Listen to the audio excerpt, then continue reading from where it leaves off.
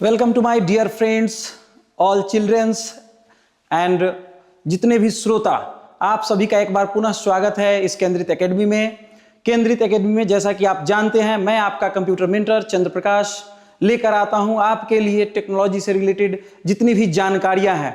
आज की जो जानकारी है ये हमारा जो एप्लीकेशंस है, बहुत ही इंपॉर्टेंट और कॉमन एप्लीकेशंस जिसके बिना किसी का भी काम नहीं चलेगा। वो कोई ऑर्गेनाइजेशंस हो, कंपनी हो, कॉर्पोरेट वर्ल्ड हो या हमारे एजुकेशनल प्रेमी हो, सभी के लिए ये जो चैप्टर्स है ये काफी इंपॉर्टेंट है। You are the beginners, learners या यू आर द प्रोफेशनल्स, सभी को ये जानना बहुत ही जरूरी है। इसके बिना आप काम नहीं कर सकते हैं। सो सुपर डुपर चैप्टर हमारा लिब्रा ऑफिस कैल्क, जिसको कि हम लोग दूसरे नाम से एमएस एक्सेल के नाम से भी जानते हैं। जितने भी कैलकुलेशन से रिलेटेड वर्क होते हैं और जितने भी बल्क डेटा हैं, लाखों बिलियंस ऑफ डेटा हैं, उनको कैलकुलेट करने के लिए इसका इस्तेमाल किया जाता है।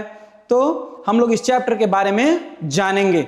जानने से पहले हम लोग थोड़ा सा इंट्रो पे डिस्कस करेंगे इसके बारे, कैसे how to open this applications, how to install this applications and how to work on this application. So the basic part हम लोग पहले डिस्कस करेंगे, देन हमारा जो कॉमन क्वेश्चंस है जो बोर्ड में आता है उस पर हम लोग डिस्कस करेंगे। तो ये जो पहला हमारा पॉइंट होगा वो होगा इंट्रोडक्शंस। ये सबके लिए है, जो भी बिगिनर्स हैं, लर्नर्स हैं या जो भी बोर्ड स्टूडेंट्स हैं या जो भी प्रोफेशनल्स हैं। तो पहला है, ये जो चैप्टर है ये है हमारा लिब्रा ऑफिस कैल्क। ये एक एप्लीकेशंस प्रोग्राम है। This is the package of Libra office. Libra office support Linux operating by default, but right now ये जो है सो विंडोज के लिए भी आ गया है। विंडोज में भी आप इस एप्लीकेशंस को इंस्टॉल कर सकते हैं। नेक्स्ट है हमारा एमएस एक्सेल। हमारे जनरल जो भी स्टूडेंट्स होंगे वो ज्यादा फ्रेंडली होंगे एमएस एक्सेल से, क्योंकि ये क्या है, विंडोज बेस्ड एप्लीकेशंस है और इसका इस्तेमाल हम लोग कॉमन करते हैं। तो जनरली हम लोग जो कंप्यूटर यूज करते हैं या जो हमारे घर पे है, जो पर्सनल कंप्यूटर है जिसको हम लोग माइक्रो कंप्यूटर भी कहते हैं, तो उसमें ये एमएस एक्सेल मिलता है। बट अगर आप लोग लिनक्स बेस्ड, जैसे अगर आप मैक यूज कर रहे हो, तो यहाँ पे आपको जो कॉमन एप्लीकेशंस मिलेगा वो आपको मिलेगा लिब्रा ऑफिस कैल्क। तो कंफ्यूज नहीं होना है, ये दोनों एप्लीकेशन सेम है और इस एप्लीकेशंस का मुख्य उद्देश्य क्या है, कैलकुलेशन से रिलेटेड वर्क करना।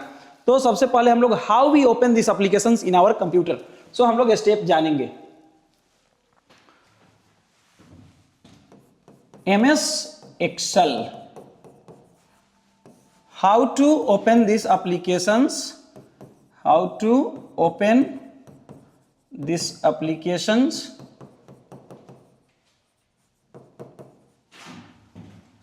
how to open these applications in your computer. Computer में हम लोग कैसे खोलेंगे, तो सबसे पहला जो हमारा शॉर्टकट की है Windows plus R, win plus R हम लोग प्रेस करेंगे। एक डायलॉग बॉक्स ओपन होगा, इसका नाम है रन। यहां पे हम लोग को टाइप करना है एक्सेल, EXCEL, और इंटर प्रेस करना है या फिर ओके प्रेस करना है। एक तरीका ये, तो हमारा एक्सेल ओपन हो जाएगा। नेक्स्ट जो सेकंड तरीका है, Windows plus control plus shift plus alt plus E, जैसे ही प्रेस करेंगे आपका एक्सेल ओपन हो जाएगा। तीसरा तरीका, आपको स्टार्ट मेन्यू में जाना है। स्टार्ट मेन्यू विंडोज बटन की मदद से, ब्रैकेट में लिख देते विंडोज बटन, विंडोज बटन की मदद से, विंडोज बटन की मदद से आपको स्टार्ट मेन्यू पे जाना है। स्टार्ट मेन्यू के अंदर जाना है ऑल प्रोग्राम, ऑल प्रोग्राम के अंदर जाना है आपको एमएस ऑफिस या लिब्रा ऑफिस फोल्डर पे, और लिब्रा ऑफिस के अंदर हमारा जो एप्लीकेशंस नेम है वो है हमारा लिब्रा ऑफिस कैल्क या फिर हमारा एमएस एक्सेल। तो इस एप्लीकेशंस को क्लिक करना है। चौथा तरीका है, आपको क्या है, सर्च पे जाना है और आपको टाइप करना है एमएस एक्सेल या फिर लिब्रा ऑफिस कैल्क। और इस तरह से आप, तो ये हमारा एक तरीका, दूसरा तरीका, तीसरा तरीका और ये चौथा तरीका। तो we open Excel in our computer in 4 way. 4 तरह से हम लोग कंप्यूटर में एक्सेल को, ये जो एप्लीकेशंस है इसको हम लोग एक्सेस कर सकते हैं, ओपन कर सकते हैं। सो एवरीवन, आप इसमें से कोई भी एक तरीका याद रख सकते हैं और इस तरह से हम लोग एक्सेल को ओपन करेंगे। नेक्स्ट हम लोग आते हैं एक्सेल का इंटरफेस कैसा होता है, उसके बारे में हम लोग देखेंगे। So everyone quickly note it down. अगर आपको लगता है तो आप इसको नोट डाउन कर लीजिए अगर ये आवश्यक है। आप आसानी से, इंटरव्यू में भी ये क्वेश्चंस पूछा जाता है कि आप इसको जो है सो एक्सेल कैसे खोलेंगे, तो शॉर्टकट की ये कॉमन है, इसको आप लोग याद रखिए। ओके, नेक्स्ट हम लोग आते हैं the first page of Libra Office Calc. पहला जो पेज होता है वो कैसा होता है, यू नो एक्सेल के पेज को हम लोग, लिब्रा ऑफिस कैल्क के पेज को हम लोग स्प्रेडशीट बोलते हैं। क्या बोलते हैं, स्प्रेडशीट। तो जल्दी से आते हैं हम लोग, थोड़ा सा उसके इंटरफेस को देखते हैं कैसा पेज होता है। ओके, सो ये कुछ इस तरह का सीट अपीयर होगा आपके स्क्रीन पे।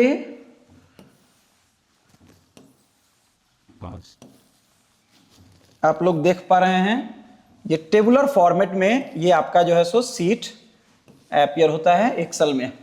सो एवरीवन रिमेंबर, और by default the page name of this seat is seat 1 by default. Again sheet 2, sheet 3 plus symbol given, and here the name A, B, C, D, E, F, G, H, so on 1, 2, 3, 4, 5, 6। तो कुछ इस तरह का interface आपके सामने appear होगा Calc में। इसको हम लोग क्या बोलते हैं, स्प्रेडशीट। स्प्रेडशीट, ये जो लाइन आप लोग देख रहे हैं ये हमारा है कॉलम, और ये जो हमारा हॉरिजॉन्टल लाइन है ये हमारा जो है so row. So combinations of row and columns, combinations of rows and columns. अब ये जो रेक्टेंगुलर बॉक्स है, इस बॉक्स को हम लोग बोलते हैं सेल। तो ये जो हमारा सीट है ये टेबुलर फॉर्मेट में है, combinations of horizontal and vertical line, that is called sheet. And here we do, और यहां पे हम लोग जो भी काम करते हैं we are doing in the form of table, table के फॉर्म में काम करते हैं। और इस एप्लीकेशंस को, इस सॉफ्टवेयर को स्पेशली कैलकुलेशंस के लिए तैयार किया गया है। आप आसानी से किसी भी तरह के कैलकुलेशंस को कर सकते हैं। अब इस सेल का जो नेम है उसको हम लोग कैसे डिनोट करते हैं इसको हम लोग जानेंगे। ये फर्स्ट टॉप ए और साइड वाला 1, A1, तो इस सेल का जो सेल एड्रेस होगा वो A1, A2, A3, A4, A5, A6। उसी तरह से नेक्स्ट सपोज D, दिस वाले बॉक्स में D3, तो यहां पे ये हमारा हो गया D3। तो ये इस तरह से हम लोग इसके सेल एड्रेस को जानते हैं कि ये कोई भी डेटा अगर हम फीड कर रहे हैं एक्सेल में तो उसका सेल एड्रेस क्या होगा, या फिर लिब्रा ऑफिस कैल्क में। हमने पहले ही बताया दोनों एप्लीकेशन सेम है। बोर्ड वाले स्टूडेंट्स को कैल्क पढ़ना है, कैल्क के नाम से आएगा, बट ये जो टॉपिक है अंदर ये दोनों सेम है और सॉफ्टवेयर भी सेम है, तो कंफ्यूज नहीं होना है। हम इसलिए बार बार कैल्क और एक्सेल दोनों रिपीट कर रहे हैं, ठीक है। अब क्या है, अब इसमें हम लोग क्या करते हैं, कैलकुलेशन से रिलेटेड वर्क करते हैं। सपोज हमने कोई वैल्यू दिया 4, 2, 8। अब फॉर एग्जाम्पल ये एक्सेल जो है ये छोटे मोटे कैलकुलेशंस के लिए नहीं बनाया। छोटे मोटे कैलकुलेशंस को तो हम लोग फिंगर पे, उंगली पे भी हम लोग आसानी से कैलकुलेट कर लेते हैं। इसका उद्देश्य है लार्ज कैलकुलेशंस को करना, multiple seat. Suppose by default seat 1 में जो डेटा है, सीट 2 में डेटा है, सीट 3 में, तीनों डेटा को कंसोलिडेट करना। कंसोलिडेट करना मतलब मर्ज करना, सारे सेल के डेटा को एक जगह कैलकुलेट करना। तो इन सब चीजों के लिए इसका इस्तेमाल किया गया है। इसमें खासकर हम लोग फार्मूला का यूज करते हैं। इसमें हर तरह का फार्मूला दिया गया है, वो अकाउंट से रिलेटेड हो, मैथमेटिक्स से रिलेटेड हो, लॉजिकल हो, हर तरह का फार्मूला है, आप उसको कैलकुलेट कर सकते हैं। सपोज अगर इसको कैलकुलेट करना है तो हम लोग कितने तरह से इसको कैलकुलेट कर सकते हैं। सिंपल जो हम लोग कैलकुलेट करते हैं वो तरीका हम लोग इक्वल टू, हम लोग क्या लिखते हैं, इक्वल टू सेल एड्रेस, ये क्या है, C2 plus C3 plus C4, और जैसे ही इंटर प्रेस करेंगे हमारा वैल्यू जनरेट होगा। हम अलग आपको लिख के इसको दिखा रहे हैं। एक तरीका equal to C2 plus wait, equal to C2 plus C3 plus C4। अब हमारा इक्वल टू C2 में क्या वैल्यू है, 4 प्लस 2 प्लस 8 इक्वल टू क्या होगा, 8 प्लस 2 10 प्लस 4 14। अब यहां पे हम लोग सेम फॉर्मूला लगाएंगे, equal to sum, open bracket छोटी ब्रैकेट का इस्तेमाल करेंगे, और फर्स्ट सेल एड्रेस क्या है, फर्स्ट वैल्यू है हमारा C2 में, यहां लिखेंगे हम लोग C2 colon sign, last cell address, last क्या है हमारा C4 है, C4 ब्रैकेट क्लोज। अब इसको हम लोग क्या बोलते हैं, जैसे अगर हम लोग लिखते हैं इक्वल टू सम और यहां लिखते हैं cell range. So everyone remember, every formula begins with equal sign. कोई भी फॉर्मूला स्टार्ट करना होगा इक्वल साइन देना होगा, इक्वल साइन नहीं देंगे आपका फॉर्मूला वो कैलकुलेट नहीं करेगा वैल्यू, वो रॉन्ग बताएगा। तो हमेशा याद रखिएगा, कोई भी फॉर्मूला लिखने से पहले इक्वल साइन जरूर दीजिएगा। जैसे ही आप देते हैं equal to sum cell range, अब सेल रेंज में क्या है, पहला cell range, first cell range, suppose first cell address क्या है हमारा C2, तो यहां पे equal to sum open bracket first cell address C2 separate with colon sign, last cell address, that means last cell address value, जिस cell में आपका value है लास्ट वैल्यू, तो लास्ट क्या है C4, तो C2 colon C4 plus inter करना है। अब ये जो C2 कॉलन C4 है, ये आप लिख भी सकते हैं, टाइप भी कर सकते हैं, या माउस बटन को फर्स्ट सेल एड्रेस पे लेकर आएंगे और इसको लेफ्ट बटन को क्लिक करके इसको ड्रैग करके एक साथ पूरे को सिलेक्ट कर सकते हैं आप, ठीक है। कॉर्नर पे लाएंगे, जैसे ही ये पतला सिंबल आएगा प्लस का, आप ड्रैग कर सकते हैं और लास्ट सेल एड्रेस पे जाके छोड़ सकते हैं, ये ऑटोमेटिक यहाँ पे आ जाएगा, आपको टाइप करने की भी आवश्यकता नहीं है। इसको हम लोग बोलते हैं cell range. Equal to sum C2 colon C4, जैसे ही टाइप करेंगे उस केस में भी वैल्यू हमारा यहाँ पे क्या आएगा, 14 आएगा। उसी तरह से आप कुछ लिख रहे हैं, राम, हमने लिखा कोई वर्ड राम, ये क्या है, अपर केस है, इसको हमको लोअर केस में करना है, तो इक्वल टू लोअर और सेल रेंज या सेल एड्रेस इंटर। जैसे ही आप इंटर करोगे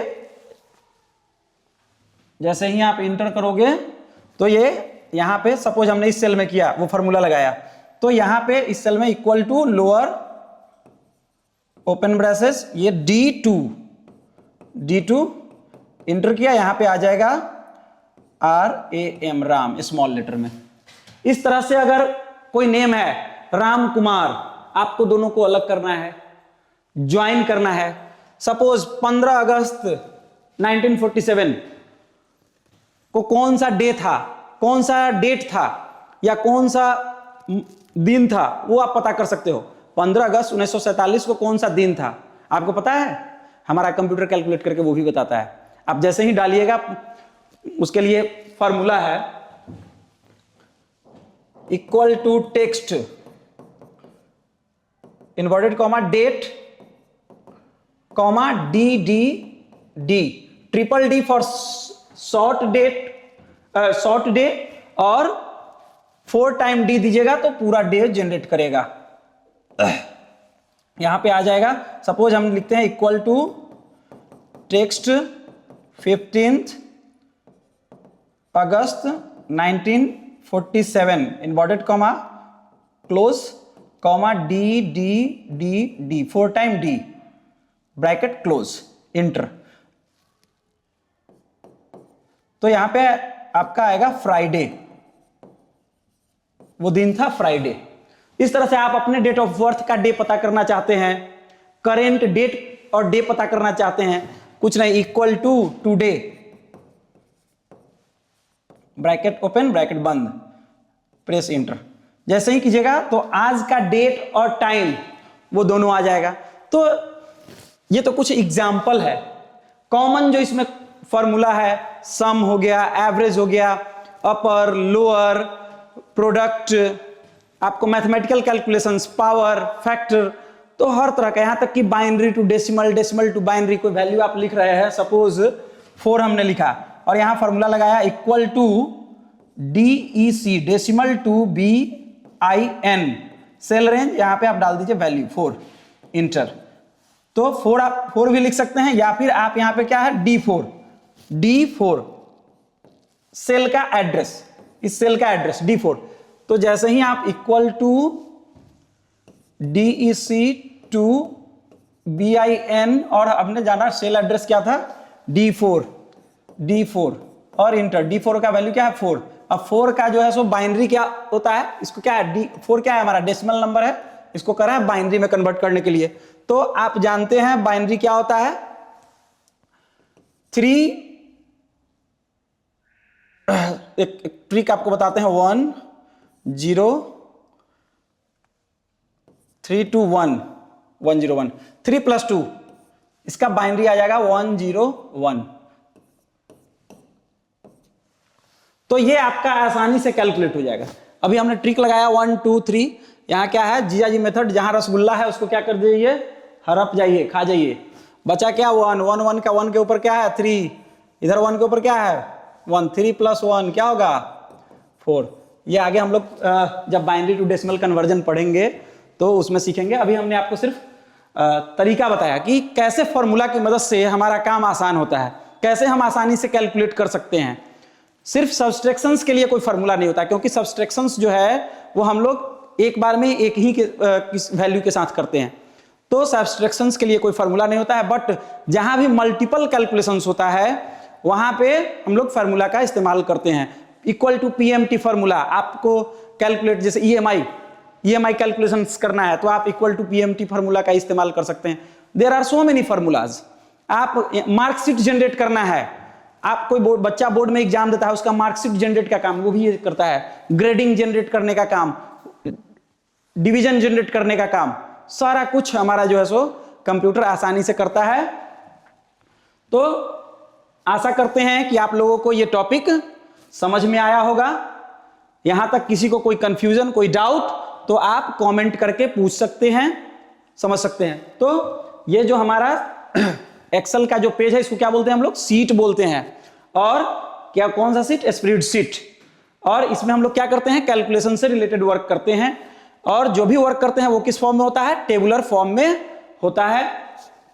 इसमें स्टूडेंट्स का detail, employ detail, salary generations, attendance report. Suppose कोई व्यक्ति है राम जो है सो कितने दिन प्रेजेंट रहा, PPAPP कितना है 1 2 3 4। यहां पे अगर हम प्रेजेंट काउंट करें तो 4। अब कुछ नहीं करना है, हमको फॉर्मूला लगाना है इक्वल टू काउंट। और तो इक्वल टू काउंट क्या करता है, ओनली फॉर न्यूमेरिक वैल्यू को काउंट करता है। अगर अल्फा न्यूमेरिक वैल्यू को काउंट करना है तो equal to COUNTA cell range. जैसे ही सेल रेंज डालेंगे ये क्या करेगा, कैलकुलेट कर लेगा। यहां क्या है 1 2 3 4। अब ये सेल रेंज जो होगा ये पूरा सेल रेंज यहां तक कैलकुलेट होगा। तो सेल रेंज पहला सेल क्या होगा, C1 colon, last cell address है हमारा G1, C1 कॉलन G1। तो जैसे ही C1 कॉलन G1 देंगे वो क्या करेगा, कैलकुलेट कर लेगा। उसी तरह से आप सेंटी काउंट कर सकते हैं। अब यहां पे सेल रेंज में, वहां पे सेल रेंज देने के बाद वैल्यू देना होगा equal to COUNTA, wait we solve this here, equal to COUNTA cell range. Cell range क्या है हमारा C1 colon G1 comma, inverted comma में हम लोग देंगे P। किसको काउंट करना है, P को। इंटर करेंगे, यहां रिजल्ट क्या होगा 4। तो इस तरह से हम लोग अटेंडेंस रिपोर्ट बना सकते हैं, एब्सेंटी रिपोर्ट बना सकते हैं, कितने दिन वो एब्सेंट है, उसके अकॉर्डिंग हम सैलरी भी जनरेट कर सकते हैं आसानी से। तो ये सारा वर्क हम लोग आसानी से एक्सेल में करते हैं। हर एक ऑर्गेनाइजेशंस में ये एक्सेल लिब्रा ऑफिस कैल्क का इस्तेमाल होता है। तो अगर आप प्रोफेशनल्स हैं, एजुकेशनल्स हैं, स्टूडेंट्स हैं, लर्नर्स हैं, तो सबके लिए ये जो है सो चैप्टर काफी इंपॉर्टेंट है। अब आते हैं हम लोग नेक्स्ट स्लाइड में। जो हमारे बोर्ड के बच्चे हैं जो तैयारी कर रहे हैं, जिनको इस बार एग्जाम देना है, एग्जाम क्रैक करना है, उनके लिए इस चैप्टर से रिलेटेड कुछ कॉमन क्वेश्चंस, कुछ कॉमन पॉइंट्स जिस पे हम लोग डिस्कस करेंगे। तो इसमें हमारा जो पहला पॉइंट है वो है कंसोलिडेशन। कंसोलिडेशंस होता क्या है? जैसे कि हम लोगों ने बताया समराइजेशंस, जब हम क्या करते हैं, बहुत सारे सीट्स में जो भी हमारा वैल्यू है, जो भी हमारा कैलकुलेशंस हैं, उसको हम लोग कैलकुलेशंस वर्क करते हैं, सारे सीट के वैल्यू को कैलकुलेट करते हैं। तो और उनका एक समराइज रिपोर्ट, मल्टीपल सीट के वैल्यू को हम लोग क्या करते हैं, समराइज करने का काम करते हैं, उसको फेच फाइंड आउट करने का काम करते हैं। इसको हम लोग बोलते हैं कंसोलिडेटेड। जैसे आप एग्जाम देते हैं, आपका जो रिजल्ट आता है वो क्या होता है, कंसोलिडेटेड होता है। 5 सब्जेक्ट देते हैं, सपोज 500 का क्या है आपका एग्जाम है, 5 सब्जेक्ट है, एक पेपर 100 का है, 5 में आप कितना मार्क्स लाते हैं, वो 300 हो, 340 हो, 500 हो, 499 हो, वो जो रिजल्ट जो है वो आपका क्या है, कंसोलिडेट है। वो डिफाइन करता है, आप बतलाता है आपके स्किल को। तो ओवरऑल आपका परफॉर्मेंस क्या है। तो जस्ट लाइक कंसोलिडेशंस कुछ इसी तरह का है। तो यहाँ पे sometimes we want to combine data from multiple sheet, बहुत सारे सीटों के डेटा को हम क्या करते हैं, कंबाइंड करते हैं फॉर एनालाइजिंग पर्पस, एनालाइज करने के लिए। This you can do with consolidation. तो ये सारा कुछ आप कंसोलिडेशंस की मदद से आप कर सकते हैं। Consolidation of data, consolidations of the data help to run multiple row का मतलब क्या होता है, जो अरेंज नहीं है, जो डेटा कैलकुलेटेड नहीं है, तो उसको हम लोग बोलते हैं रॉ फैक्ट या रॉ डेटा। टू समराइज, उसको समराइज करने के लिए, उसको प्रोसेस करने के लिए, उसका रिजल्ट फाइंड आउट करने के लिए इजिली यूजिंग फंक्शन लाइक, जैसे यहां देखिए फॉर्मूला है, sum, count, average, max, mean, product. Sum का मतलब हमने आपको बताया ऐड करने के लिए, काउंट का मतलब काउंट करने के लिए, एवरेज आपको पता है, जैसे आपको 3 वैल्यू है, तीनों वैल्यू का आपको एवरेज निकालना है, सपोज 3, 4, 5। तो आप क्या करते हैं, जनरली आप जो है so okay C 3 + 4 + 5 divided by 3। तो ये जो वैल्यू आएगा वो क्या होगा, आपका एवरेज वैल्यू होगा। तो ये कैलकुलेट कर देगा आपका फॉर्मूला आसानी से, इतना करने की आवश्यकता नहीं। मैक्स, आपके पास हजारों लाखों डेटा है, उसमें सबसे मैक्सिमम वैल्यू क्या है, मैक्सिमम डेटा क्या है, उसको आसानी से फाइंड करने के लिए मैक्स, लोअर डेटा को फाइंड आउट करने के लिए मीन, प्रोडक्ट, मल्टीप्लिकेशंस के लिए प्रोडक्ट। ये कुछ एग्जांपल है। तो ऐसे लाखों हजारों फंक्शंस इसमें दिए गए हैं, फॉर्मूलाज दिए गए हैं, जिसकी मदद से आपका काम आसान होता है, आप आसानी से किसी भी कैलकुलेशन से रिलेटेड वर्क को करते हैं। तो ये सारा कंसोलिडेशन, इसी को हम लोग क्या बोलते हैं, कंसोलिडेशन। सो कंसोलिडेट होता क्या है, consolidate is a functions which is used to combine data from the multiple sheet into one place to summarize the informations. Suppose sheet 1 में हमारा क्या है, एम्प्लॉय का डेटा है, और sheet 2 में हम उस एम्प्लॉय के डेटा के बेस्ड पे उसका सैलरी जनरेट कर रहे हैं। बट वहां पे उस एम्प्लॉय का ना नेम होगा ना कुछ होगा, सिर्फ रेफरेंस होगा। इससे क्या है, आपका जो प्राइवेसी है, सिक्रेसी है, वो भी मेंटेन होगा और आसानी से आप समराइज भी कर सकते हैं। तो ऐसे बहुत सारे सीट के डेटा को आप एक जगह क्या कर सकते हैं, समराइज कर सकते हैं।